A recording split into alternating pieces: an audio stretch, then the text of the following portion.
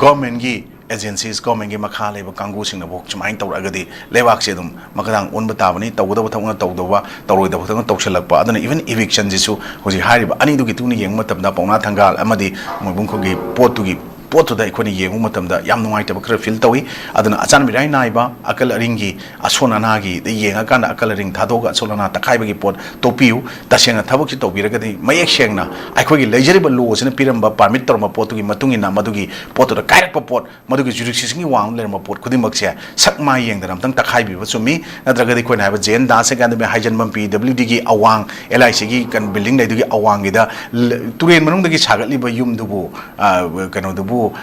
kari ayaba river bank da sabi ya de ha pot adum laibani meter sibok sibona adudi river bank chingdabra adudi adu mu hairugana mu khogi tasengna hagadi naga turen haidin nala on gre makum kupsang gre ko aga khoi si baza samu mo khongge swaidagi turen su bandra mamang de loi kupkhre udre na ko sigi turen sigi thangnana mamang mang thangana baza pona baza sai bising turen ge yamna nei moi de kari thugai de na haraka duri bra manung dagi hawulaga sabi ya bra adagi even khoi ge manipur si lambi me ai da hawulaga kano da khoi ge club sari ni community hall sari ni miyang gi pot ni na sajan bada lambi me ai da hawulaga sabi yauri afam mafum jaga jaga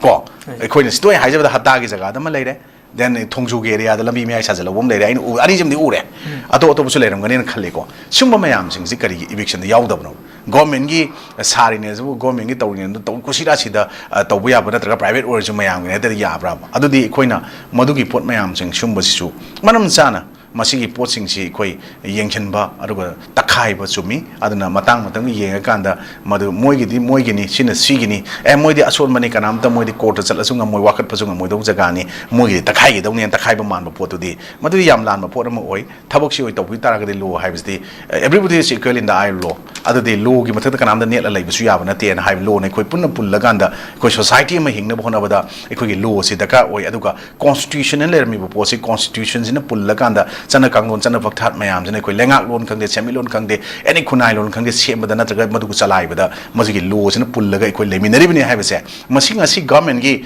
concerned competent authorities and officials sing madugi mayam duna masidi khangbam mathau tai madugi potu khangak taba taragadi tasengna harage lewak si kongkhang chaiba maning hanba ina toi toi haija pot oigani aduga ekoina administration fail orakpa lengak fail orakpa popular government tu daba mayam laiba pot mayam je karai dagino administration gi failure dune constitutional failure adudi administration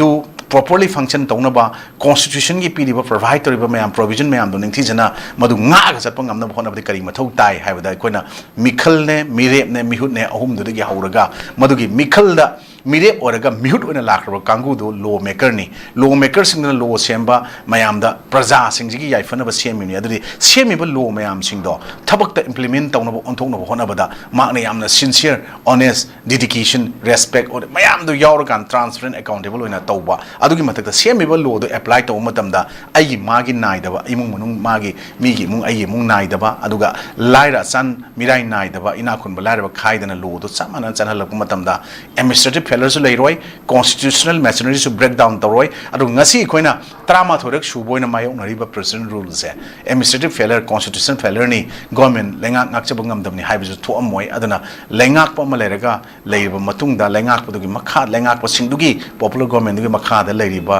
magi different sections of ngagi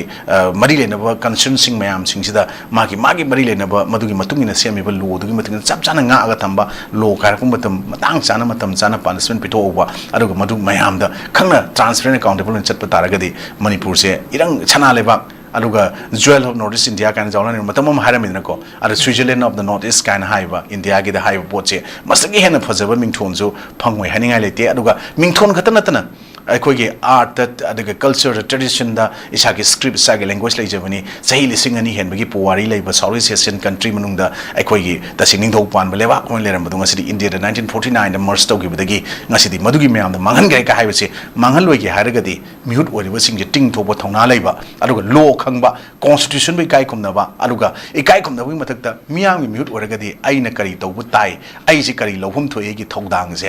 self ꯔꯦꯁꯄꯣꯟꯁꯤꯕꯤꯂꯤꯇꯤꯁꯦ moral responsibility ꯀꯔꯤꯅꯣ लौदोइसे आइगी duty से करिनो अरुगा आइगी duty सिगा आइगी कइनो सिगा आइना bound तौरगा चटकदोइसिना कराइ भावबनो कराइ भाव याइ यादे काइसे निंगथिसिना नैनाबा खंगबा अरुगा खंगद्रगसु खंगनबा होनबा pot मियोइ खरदि अखोइ लेवाक सिगी लमदम सिगी मियांगी मिहुत ओइना मियांगी थबक तोइना चंगी नत्रगदि अखोइना नोंग नोंगगी सुम अकाइ अतोइ अमांग अताक अमदि अमग यंगथिनबा अदुगा तसेंगना हागदि छंगदाइनबा यारोइदो मोंगदा काइरगा लेबा से इवन ग्लास से वंस थादर कांदा मपान थोना कायदा मनुंग मई म चखरें खलसिनेको कैदोंगैदा मदुगी मईदो ग्लास की मईदो ताइसन मंगमोय हाइबदि मदुगिदो खंगना अखोय यामना फ्रजाइल ओइबा प्रोटनी अखोयना तौरिबा अखोयना पाइरिबा फमसे नत्र अखोयना तौगदबा थबकसे अदुना मसिगी पोटसे कायदनबा need to be handle very carefully हाइब तारेको मदु इसागी इकोकता इसागी थमो मदुगी खंगना अरुगा मदु चटपा मथौ ताइ नत्रगदि अखोय मणिपुर से लेरिबा खुन प्रजा मियाम सिंह हाइ तारे अदुगा कम्युनिटी मियाम सिंह से पुन्ना मसे अखोय मिटै फ्रुप से लुखिबा मतंगदा अदुम पुलपना अदुगा अखोयगी लुखिगनी सिंकिंग कमिटी ओइसले हाइबसे अखोय निंगसिंगबा मथौ ताइ अदुना अखोयगी इंग्लिश की saying that we may have arrive on different boat but we are in the same ship now हाइबदो अखोय जहाज समद पुन्ना समुद्रगी पाकपा इयाइददा अखोयगी मालेम मांगदा गसी थौरगा होलगा चटमिनरी अदु मसेजदा कातुकान तरोप नत्रगा फरिंग ट्रेंग तरोप नत्रगा ओवरलोडेड ओइबा हाइतरे मपानदगी इलीगल इमिग्रेंट्स इन्फ्लक्स तौसरबा नार्को टेररिस्ट मैम सिंगसु अखोय डिपोर्ट तौथोक्सि तौजे हाइद्रगदी हाइबा पोसे सपोर्ट तौमिनद्रगदी हाइ तारेको ngасai chin kuki kanguna ngasai moina pangthoi kenogi separate day kai moi ge organize tori be separation day kain tori ba tongan warip ni pan lok sele tori karan myam se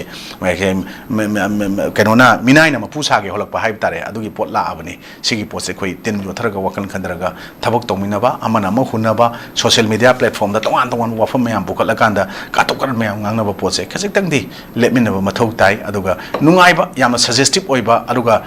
ekhoi da mit na kong oiba ya ba myam da pukhat ba ya ba pot oiragadi puthoga thabak tongmina ba su mathau tai na isma roi bana isma na thamjage